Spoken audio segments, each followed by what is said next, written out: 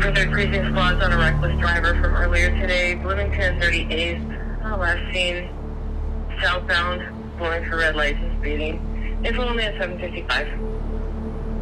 Engine 6 is staged in the area in your call. They're witnessing a physical domestic at the intersection involving a black male, gray flannel, blue jeans, and black shoes. It's been a year since the murder of George Floyd by a white police officer in Minneapolis.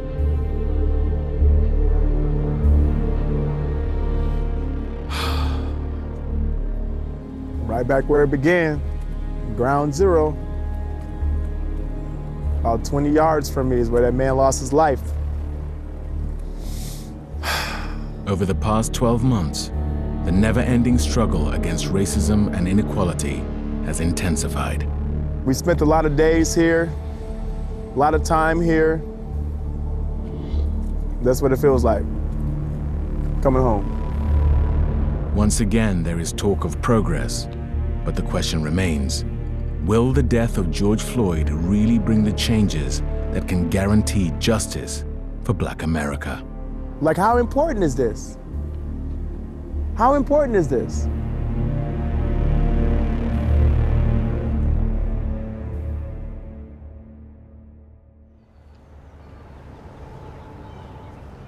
We're heading into the neighborhood where we spent most of our childhood. We actually lived right here in this building, on the door on the right side. We spent many, many years here. The building was just open and you could kind of pull up and park right here. We were very close. We did, everything together. It was really fun. I have a lot of good memories being here. George Floyd grew up in the 3rd Ward District of Houston, Texas. His mother, Lucernia, had moved there from North Carolina in the 1970s to find work. And throughout his life, the two remained close. She was very proud of him. He had many talents, and he was very good at a lot of things that he did, so she had a lot of reasons to be proud of him.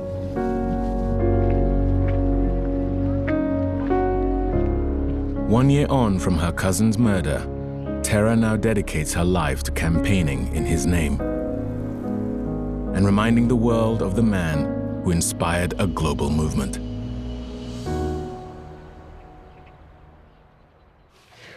Wow, George, I don't know, he was just, how do you describe it? He just had this spirit that just kind of drew people to him. He was just like a magnet that way.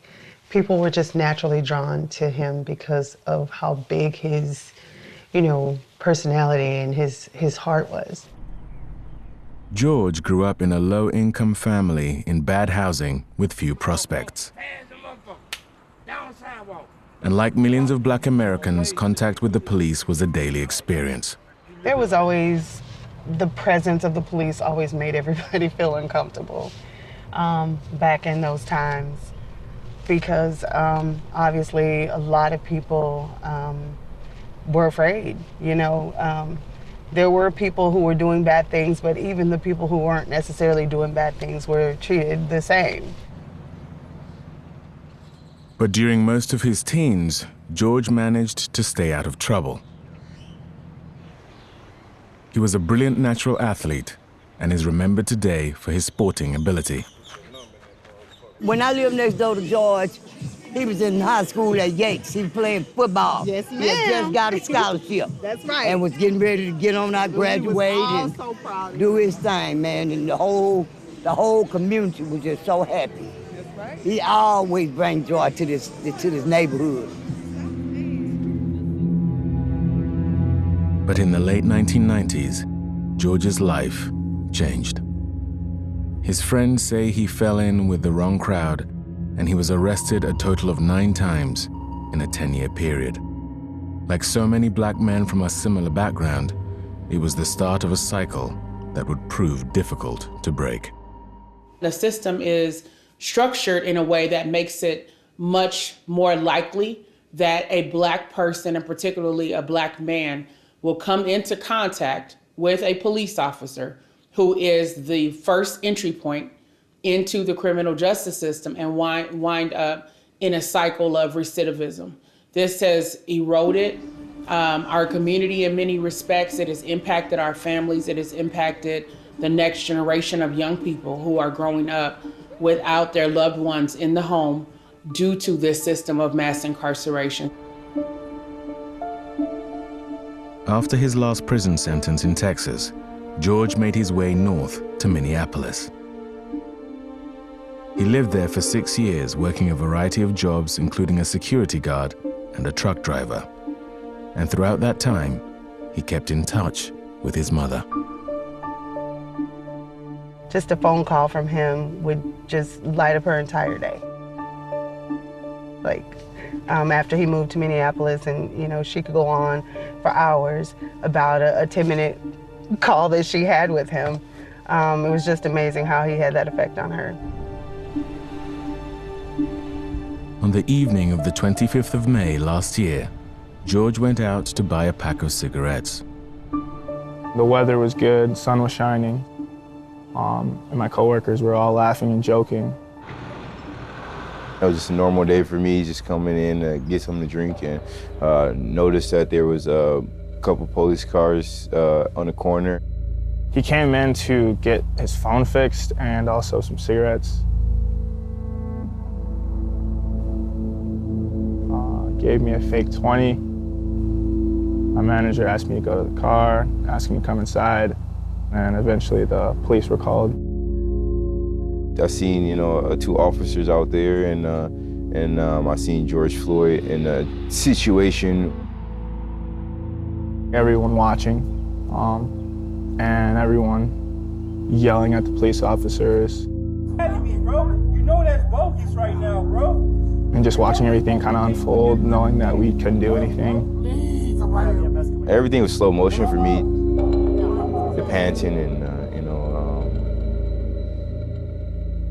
the stress that George was in, it felt like that he was, struggling. The recording of the last minutes of George's life is haunting, harrowing, and horrific. Man, I can't breathe in my face. Just get up. What do you want? I can't breathe. Please, the knee in my dick. I can't breathe shit. Get up and get in the car. Mama. Get up and get in the car right. I don't think I watched that video at full length. I've seen bits and pieces. My stomach hurts. My neck hurts. Everything hurts. Just water or something. Please. Hearing his voice was enough. Hearing his moans and his pleas was very hard, because this is a voice I've known my whole life. Please. I can't breathe all the time. Shut up. They're gonna kill me. They're gonna kill me, man. I recognized it, and I knew it was him. Even though I didn't want to believe it, I knew it was him. You fucking stopping his breathing right there, bro. I can't breathe. Okay, let's talk. Bro, he's not even fucking moving. Get off of his fucking neck, bro. Get off of his neck. When I was pacing up and down the sidewalk with my hands on my head, I was just pretty much wishing I could go back in time and reverse everything. At that time, I felt like I witnessed a murder. Quite literally could not believe what was happening right in front of my eyes. I'd never seen anything like it. After 9 minutes and 29 seconds of being restrained, George Floyd is later pronounced dead, killed by a white police officer called Derek Chauvin.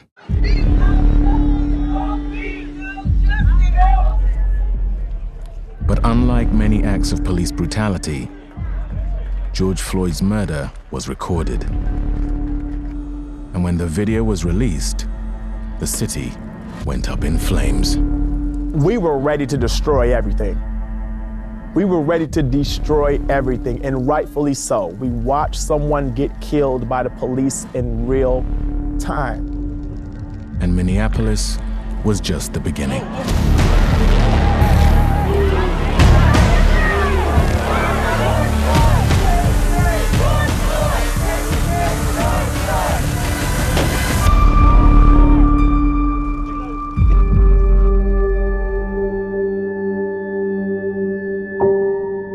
For Black Americans, the murder of George Floyd was the latest in a long line of atrocities committed by police officers. It's just hard to watch a human being be killed so slow and so cruel. This is status quo for what has gone on in this country for so long. So it wasn't anything out of the ordinary, except that there was overwhelming evidence that what transpired was murder.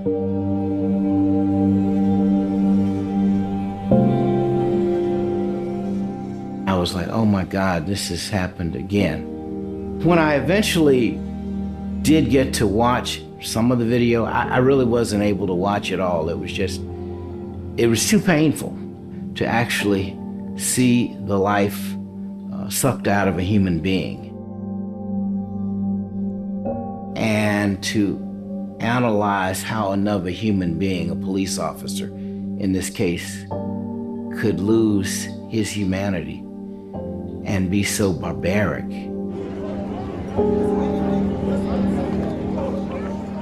In the days that followed, his fellow citizens came to pay their respects.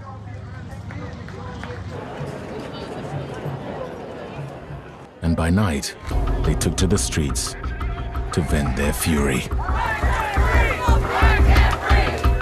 Fires, riots, burning, anger, despair, helplessness.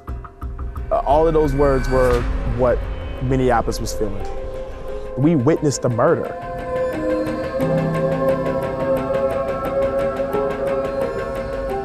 When we left George Floyd Square that night after curfew, we literally got to Lake Street and all this was on fire. 39-year-old Michael Wilson is a local DJ. This is the infamous precinct that Derek Chauvin worked in. Oh man, I know that was you! He is the son of a police officer and describes himself as a patriot who loves his country. Hey, you know what's crazy? I've never told you this. TACO means Tactical Awareness and Community Organizing. Oh, wow. That's all it's meant the whole time. But the day George died changed his life forever. They left us with no other options.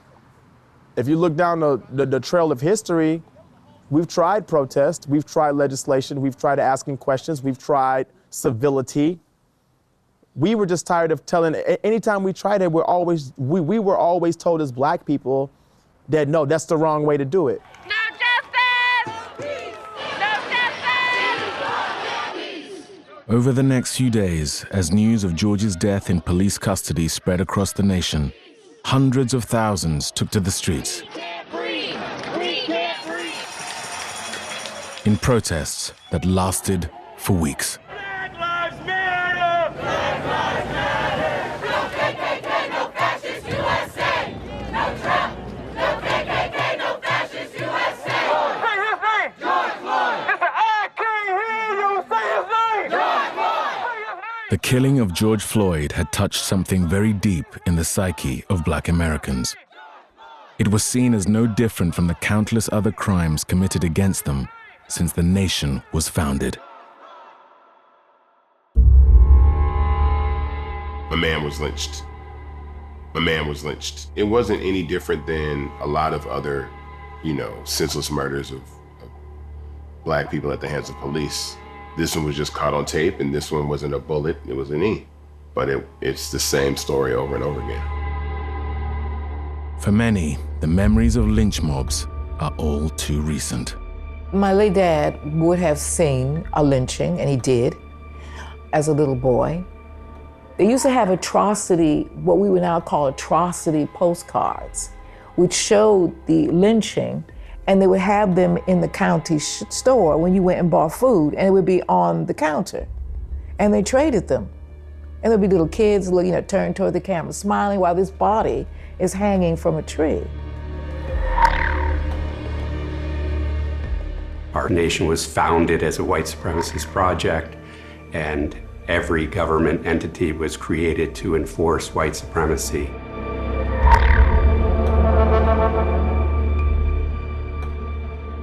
And that legacy still has tentacles that reach into our society, and they're demonstrated through racial disparities in every aspect of life.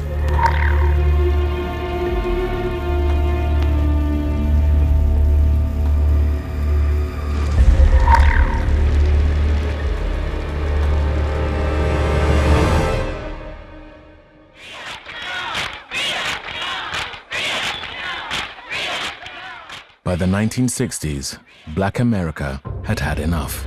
We are ready now to march on ballot boxes. Yeah. Across the nation, millions of men and women started to demand equality in schooling, housing, and job opportunities, and an end to segregation and brutality. And throughout the civil rights movement, one man embodied the hopes and dreams of a generation. Now is the time to make real the promises of democracy. Now is the time to transform the bleak and desolate midnight of man's inhumanity to man into a glowing daybreak of freedom and justice.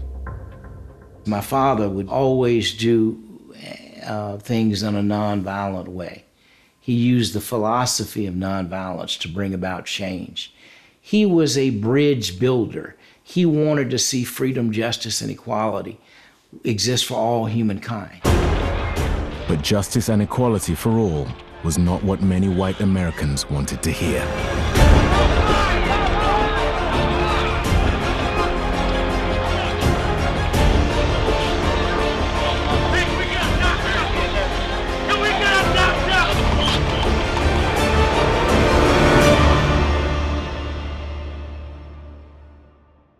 And then in 1968, one evening in Memphis, Tennessee, racist white America hit back. Here's a man who is engaged in nonviolence, trying to transform and change our society, and then you go out and kill him, and people just didn't know what to do. The violent death of Dr. Martin Luther King was a mortal blow to the civil rights movement, and brought to a halt his dream of uniting America against racial injustice.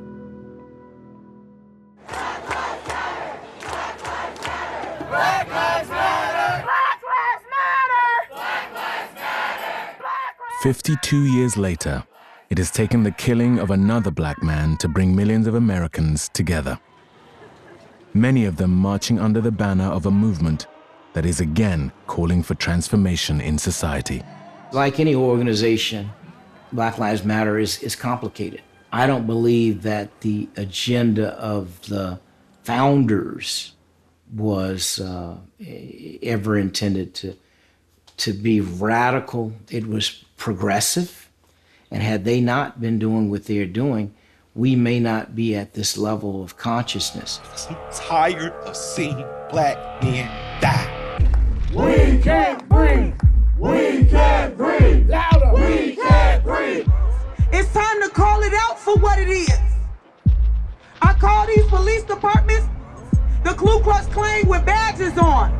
It's time for us to stand up in George's name and say, get your knee off our necks.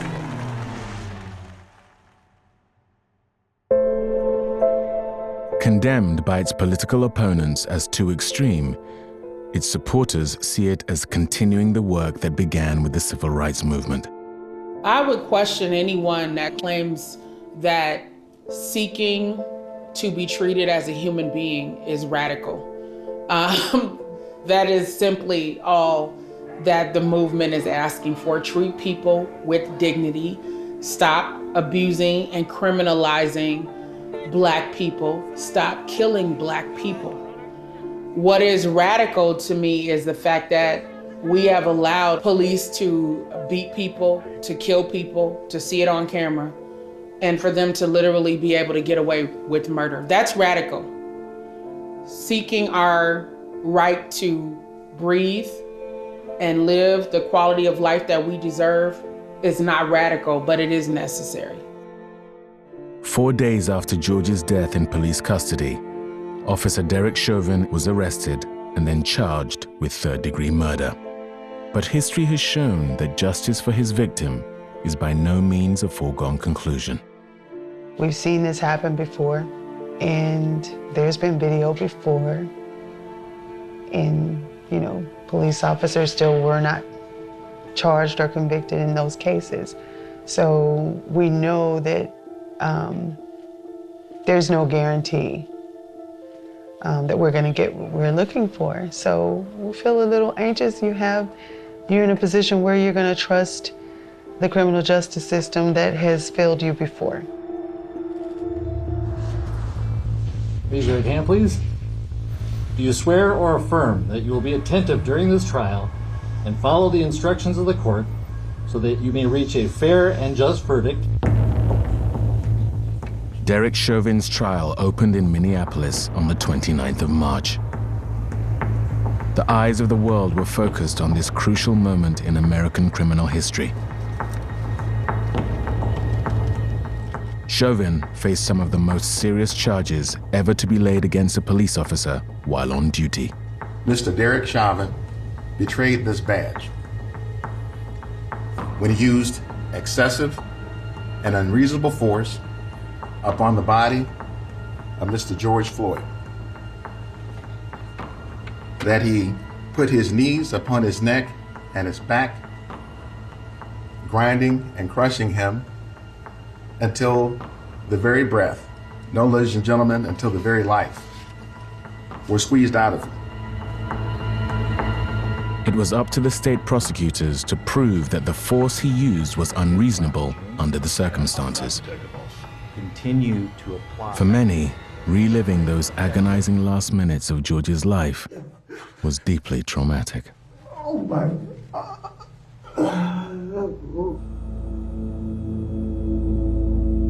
The trial lasted for 3 weeks, and on April 20th, the jury was ready with a verdict. All rise for the jury. I was literally shaking when I got the call because we didn't expect to get a verdict that soon. Please be seated. I remember just saying, oh my God, oh my God, oh my God, oh my God.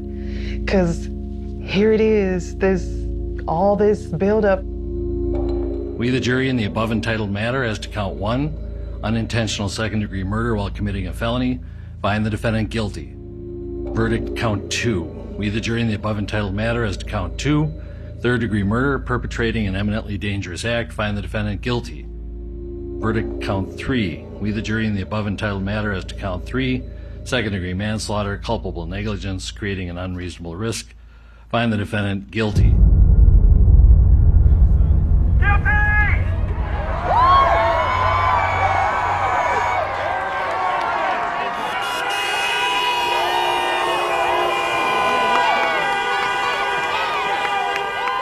Relief, absolutely. I thought it was the right decision. The only 12 I respect is them 12 jurors. I'm free, he not. I wasn't surprised when the jury came back with a guilty verdict in such amount of time. Are these your verdicts? So say you one, so say you all. Yes. Members of the jury, I find that the verdicts as read reflect the will of the jury and will be filed accordingly. It was just a tremendous, it was more of a relief. It's hard to celebrate anything that is so unfortunate or to be in a celebratory mode, even for someone who did something wrong. Bail is revoked, bond is discharged, and the defendant is remanded to the custody of the Hennepin County Sheriff. But I don't think we can yet evaluate whether this means there's going to be wholesale changes, because there were so many cases that have occurred prior to this one where no one has been convicted. for those charges. My body wouldn't let me celebrate it. Like, I celebrated for maybe 5 seconds in my head, and then I went right over to the picture, said, "Brother George, we're finished here. We got more work to do, but mission accomplished. Next mission." That's how I felt. Next mission. And the question remained, why had such a toxic culture been allowed to fester for so long? Before the trial, Chauvin's police service record had been made public. Over 19 years, he had received 18 misconduct complaints, yet had still been allowed to act as a training officer. Those complaints aren't something that harms somebody's advancement in law enforcement, but actually distinguishes them in a way that somebody could become a training agent after receiving complaints about unnecessary police violence. Right now, it's more dangerous to your law enforcement career to report racist misconduct by a colleague than it is to engage in racist misconduct. Very few officers have broken cover to discuss the culture of racism in the force. My name is Reddit Hudson. My first name is R-E-D-D-I-T-T. Last name is Hudson, H-U-D-S-O-N. But this former member of the St. Louis Police Department is outspoken in his condemnation. You know, some people kill with impunity. Look at Derek Chauvin. You know, I think Derek Chauvin is a piece of shit. You know, I say that as a former officer who observed what he did to George Floyd, and I'm becoming increasingly aware of his record, and I know that there are other officers out there who take life or the life of black people just as lightly as he did. Although under no illusions when he joined the department, he was still shocked at what he found. Not only was racism present, but it was often casually accepted and expected. And so, you know, you get leadership that's not responsive in the way that it should be to the racism that is exhibited within the department. When Barack Obama won his first election, an historic night in our country, one of my fellow officers, this is a white guy, sent out an email to multiple officers, and the email said, "I can't believe that I live in a country full of lovers," with about 20 exclamation points behind it, and it was in all caps. His attempts to change the culture from within proved futile, and eventually he took the decision to quit. Ultimately, I decided, look, I don't want to be at the front end of a system that at its foundation is institutionally racist. Since his departure, he has continued to monitor how law enforcement in America abuses its power. Let me see your hands! How many occupants are in the vehicle? What's going on? How many occupants are in your vehicle? It's only myself. Why are your weapons drawn? What's going on? Open the door slowly and step out! Open the door! I'm not getting out the vehicle. What's going on? This footage was taken in December 2020. It shows U.S. Army Lieutenant Karen Nazario being pulled over in Windsor, Virginia. You know, many times officers ultimately don't give a damn what the law is. The law is what we say it is out here on the streets, until I can be held accountable for whatever I do out here. Get out of the car now! I'm serving this country and this is how I'm treated? There's some departments who are shown to have wildly disproportionate stops of blacks versus other motorists. What's going on? It used to be something crazy like at 100 times the rate. And then they brought it down to something like 18 times the rate of white people and called that a success. Oh man, we're really doing good. We're only stopping blacks at 18 times the rate of whites, even though blacks only make up 13, 14% of the population here. I'm honestly afraid to get out. Can I ask you what's going? Get out! What's going on? What did I do? Get out now! I have not committed any crimes. You're being stopped for a traffic violation. You're not cooperating at this point right now. You're under arrest. For a traffic. You're being detained. Okay, you're being detained for obstruction of justice. Traffic violation. I do not have to get out the vehicle. You haven't even told me why I'm being stopped. Really? Get your hands. Get out of the car now. Get out of the car. I didn't do any. Whoa, hold on. What's going? Hold on. Watch it. The burning to Lieutenant Nazario's face is caused by pepper spray discharged by one of the officers. Get out of the car now! That's fucked up. That's fucked up. Get out of the car now! Sir, just get out of the car! I'm trying to breathe. Ugh. That kind of madness is going to go on regardless, unless there is some penalty that's painful enough to a department to address the issue. You made this way more difficult than it had to be if you just comply. Get out of the car. I'm reaching for my seatbelt. Fine. Take your seatbelt off and get out of the car. Straight on the ground. The officer who sprayed Nazario in the face has been fired. His partner who ordered the stop is still serving. Such events are by no means isolated. In April, in the middle of Derek Chauvin's trial, the police pulled over another black man. The stop took place in Brooklyn Center, a suburb of Minneapolis where George Floyd was murdered. In the state of Minnesota, we have a significant problem with racial profiling. It's been well documented, yet it has never been addressed. Racial profiling has led to many black people being pulled over, being harassed, being criminalized. The driver of the vehicle is 20-year-old Daunte Wright.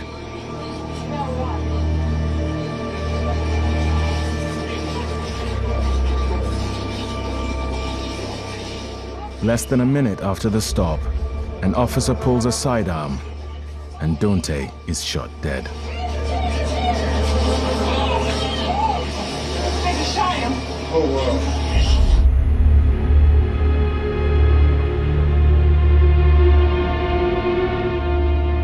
The Brooklyn Center Police later describes the killing as an accident. As I watch the video and listen to the officer's commands, it is my belief that the officer had the intention to deploy their taser, but instead shot Mr. Wright with a single bullet. The officer who killed Daunte is now facing manslaughter charges. Being black, being poor, being pulled over can be a death sentence in the state of Minnesota and in many parts of this country. In the 8 years since the Black Lives Matter movement was formed, dozens more black Americans have died at the hands of the US police.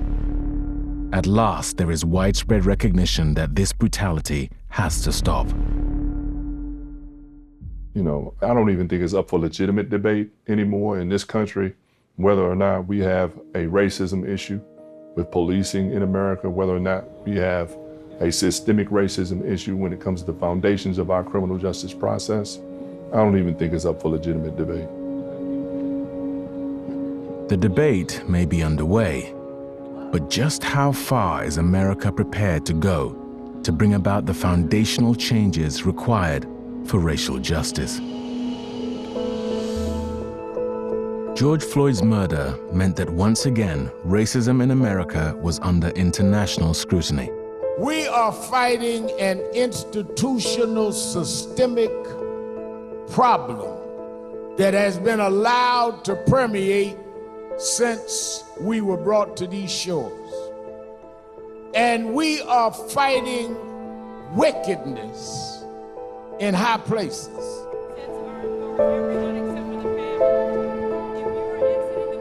Although his death was a tragedy, there was hope that it might not have been in vain. If there is a moment in time where this momentum is present, it's now. It is now. And we can feel it. Everybody around us can feel it. I don't even know how to describe it other than to know it. It's a feeling that you know people are aware and people want to see change. Despite that optimism at the time of his funeral, there remained many obstacles to reform.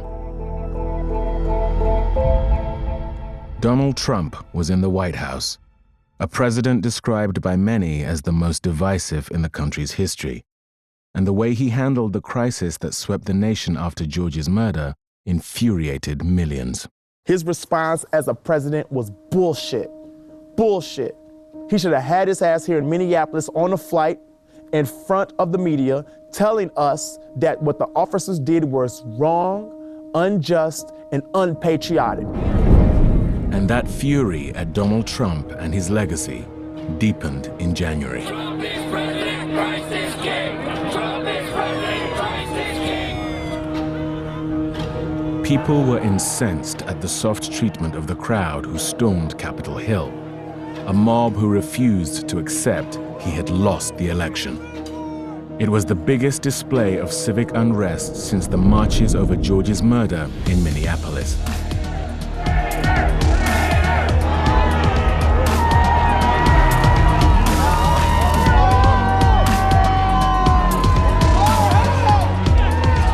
But the hands-off response by the police reinforced the sense for Black Americans that racism was rooted in the system. Comparison. January 6th, 2,500 plus people decided to storm a Capitol, which was which was federal trespassing. But if we're protesting, right? We protest, we get, what do we get? Flashbangs, pepper balls, rubber bullets, some cases real bullets. They actually killed a police officer in the process.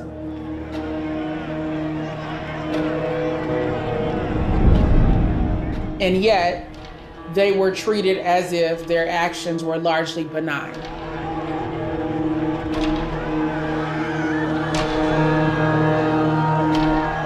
You want to fight? You better believe you got one! If that had been Black folks, we already know that there would have been bodies strewn about on the Capitol grounds from law enforcement's response.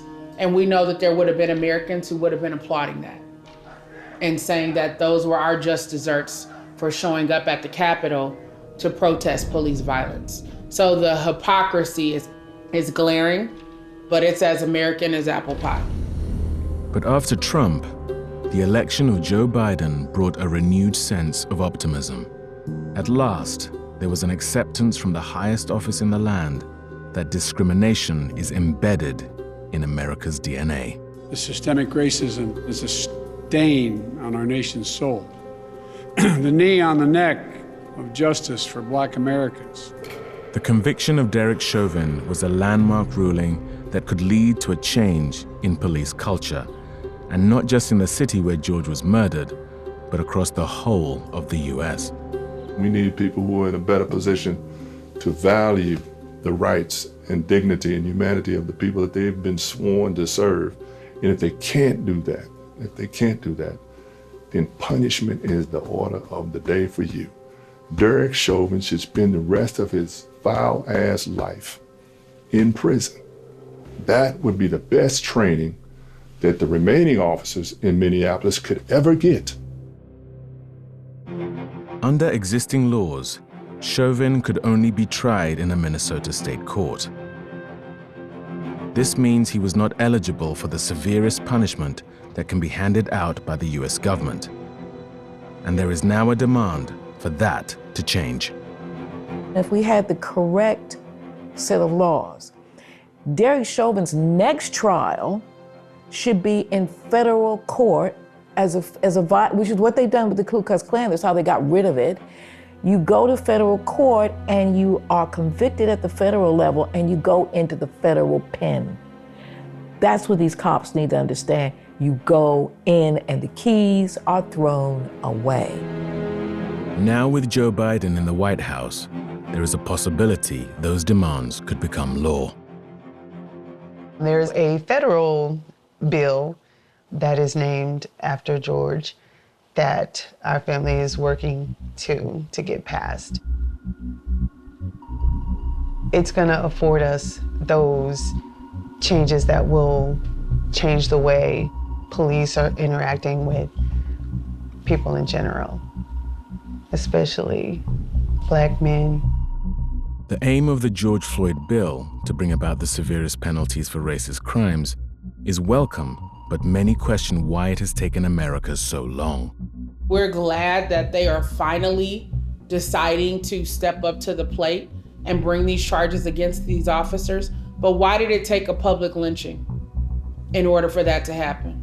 Why isn't the Justice Department being routinely involved in these types of incidences and taking a more serious look at the police departments that are allowing the levels of unchecked power that we've seen happening in these types of cases? Half a century ago, Dr. Martin Luther King campaigned for a similar overhaul to the US criminal justice system. But he also realized that racial equality was about more than just legal reform. He said that America's going to have a radical redistribution to create opportunities for all people. The problem is we've not made enough progress. He'd be greatly disappointed if he were alive in terms of where we are. By now, we should have resolved the issue of race. We should have significantly reduced poverty, and hopefully that would create the condition for violence to be reduced.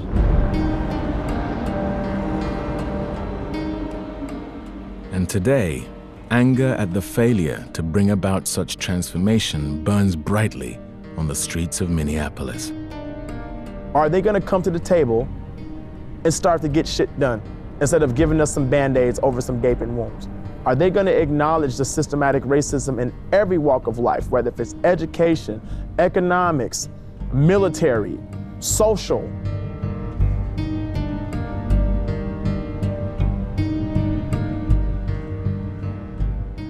What's it like in a neighborhood like this? You know, to be honest with you, everybody's looking for a way out to get to bigger and better things. That's what it feels like to be in a neighborhood like this now. Being a black man, hell yeah, it's dangerous in a neighborhood like this. Because on top of us having to deal with the police, it's a lot of self-hatred that we have to deal with as well. And that's not good at all. When you have helpless people who have nothing, they will be quick to take everything from you because they don't have anything to lose. Dr. Martin Luther King Jr. talked a lot about having to cash a check marked insufficient funds and the lack of ongoing economic access to opportunity that Black people have experienced. I mean, when we look at our system of mass incarceration here in the United States, we have 5% of the world's population, but 25% of its prisoners, and we are number one in terms of our rate of incarceration. Roughly 40% of those who are incarcerated are Black, and the majority of people who are incarcerated lived at or below the poverty line prior to their incarceration. George Floyd grew up poor and lived poor in the suburbs of two wealthy American cities. Environments that demeaned his humanity and set him on a collision course with a law enforcement system that took his life. His murderer's conviction means there is now some legal justice for him and his family. But for millions of Black Americans, the days of equality, dignity, and social justice seem as far away as ever. We will always feel targeted. We will always feel isolated. We will always feel disrespected until they decide to start to respect us and honor us as humans. Right now, we don't have that. Right now, we have people in power and people in authority positions who are not honoring the respect of humanity. Until they start to respect humanity, that's when we can start to get some changes done.